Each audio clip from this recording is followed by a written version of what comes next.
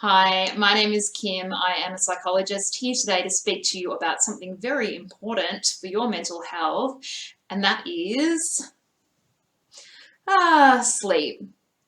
So, if I was there right now in person asking you, do you feel that you get enough sleep? I'd imagine that most of you would not be popping a hand up. You'd be sitting there thinking, I definitely don't.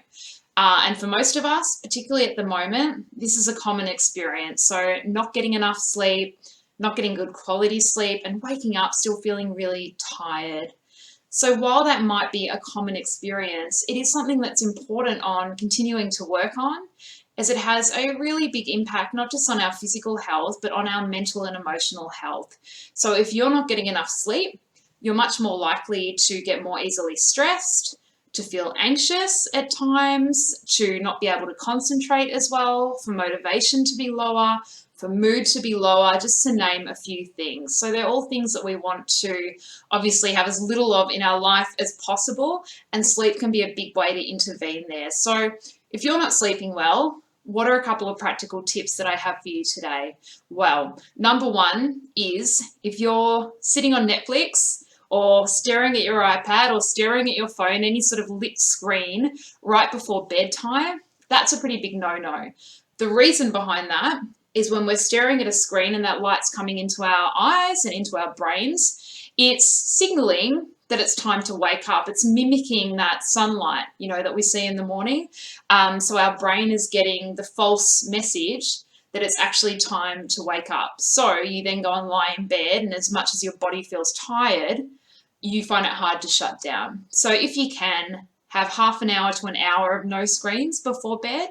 Preferably keep your mobile phone and your iPad and everything out of your room. Plug it in on the charger in another room, and perhaps you could have an old school alarm clock in your room if you need something there to wake up to the next day.